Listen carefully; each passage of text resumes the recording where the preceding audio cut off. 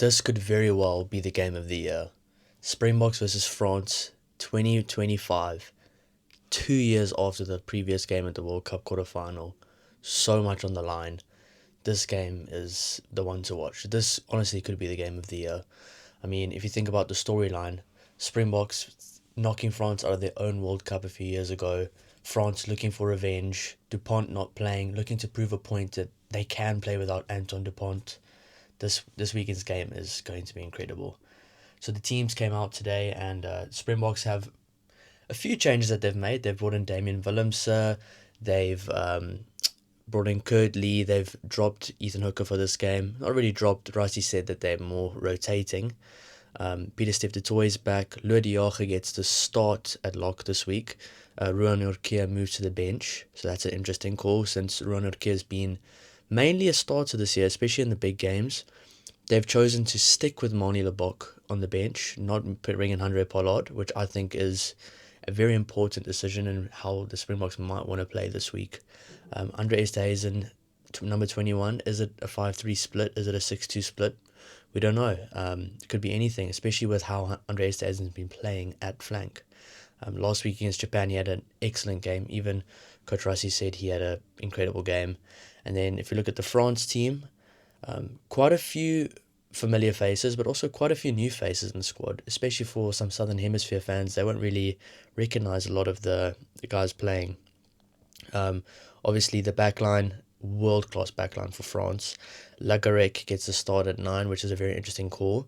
Intermac, Bielberry, Fiku, Barassi at 13, which that could be quite an interesting call. Obviously, Jesse Creel playing for the Springboks, so they've gone more for experience this week. But that could be a point of interest for the Springboks going into this weekend's game. Then you have Pinot and Ramos, so I mean that France backline is world-class. I think the two backlines this weekend could be the two best backlines in the world, in world rugby at the moment, especially with Sasha and obviously Grant Williams off the bench. You have such a world-class backline in the Springboks. One key area that I do think the Springboks will have the upper hand in this weekend is the bench. The Springboks bench looks like Johan Grobelaar, Gerard Steenkamp, Wilco Louw, RG Snyman, Rowan Orkia, Andre Esterhuizen, Grant Williams, and Mani Lebok. Now, obviously, they have not gone for Andre Pollard this week. There was a lot of speculation that Andre Pollard was going to start this week. Obviously, because he has such big match temperament, and he obviously in the World Cup showed that he's got it in the big games. But Coach Rassi said today that no, they want Sasha to play in the big games and see how he reacts, and that it's good to get a young player like that blooded in against a France team like this in a very, very hostile atmosphere, which it will be a hostile atmosphere. I've seen a lot of the reports throughout the week saying that how hostile the crowd's going to be, how France just want to get their revenge for the World Cup. So it's going to be a very, very interesting game. France it seems that the French media and the French players are very confident that they're the best team in the world. So this weekend could very well be a game that sees who is actually the best team in the world right now. Obviously, 2 years out of the next World Cup, the World Cup games are what matters most, but this game is definitely the one that these teams both want to win this year. I do think if the Springboks win this game, they will have said that 2025 is one of their most successful years. Obviously, you got the Ireland game, which they still have to play, and that winning that one would make it incredible, especially after the All Blacks win earlier in the year. But for France, this would be monumental for them, especially after winning the Six Nations the way they did, and now having to play the Springboks at home after that soul-crushing defeat they took a few years ago. Obviously, no Dupont, he's injured. He will be back, I think, in a few months' time. I saw some pictures of him training with the team, so he's obviously slowly getting back into the swing of things, so that's awesome. But yeah, Intermac this weekend at 10 is a very interesting choice for France. Obviously, he did not play last time out against the Springboks. He did not play in the quarterfinal. I think he was injured during the World Cup. Ramos at 15, obviously that world-class, one of the nominees for World Player of the Year. World-class in every way. Fiku versus Damien De Allende will be very interesting in the back line. And I think Lagarec versus Kobus Reinach will be very interesting at 9. Lagarec normally getting the better of Kobus Reinach at French club level when they played Montpellier. But with a pack like the Springboks, it could be very interesting to see what happens. I do think the Springboks have a more powerful forward pack this week, a bit more experience, a bit more caps in them. But, playing at France, in France, anything can happen. I mean, it doesn't really matter who you put in the France shirt, they will play. You could put a whole Pro D2 forward pack in the France shirt, and in that atmosphere, they'd come out to play and maybe win a few scrum penalties. So it's going to be very interesting. Where I do think the game will be won or lost this week is in the forwards, because the backlines are just so world class, and I really think it'll be a very big stalemate. That I do think that the forwards will play a massive pivotal role this week.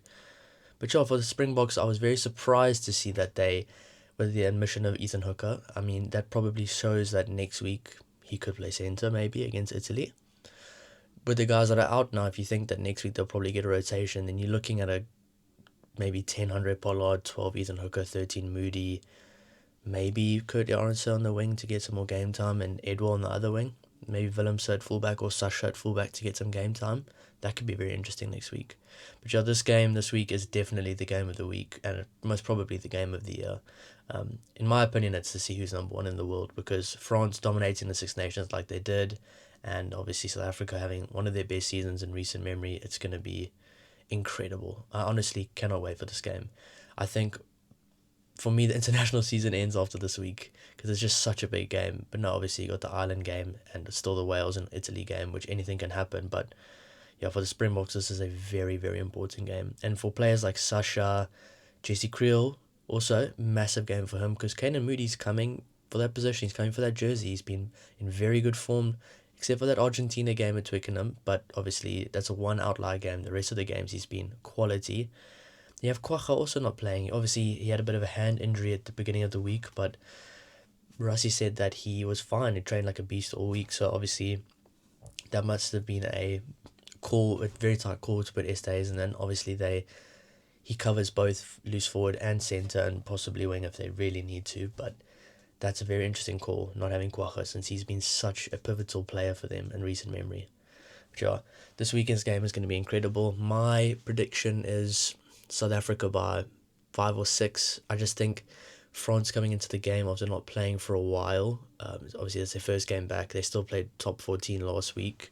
It's going to be a very interesting game. I do think France will come out firing, but I do think South Africa right now are quite a composed team. Not like in recent years where you'll see such a dip in form after a good performance.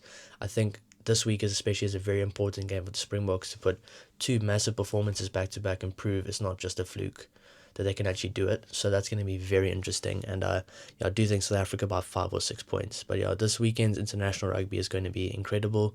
This is definitely the game to watch, and I'll definitely be doing a review after the game and a few player ratings. But yeah, I think France have an extremely strong team. A few young players and a few new faces.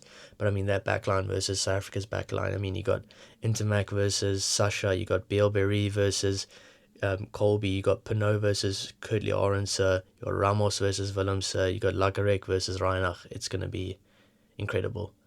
So yeah, this weekend, France versus South Africa. Make sure you watch it, guys.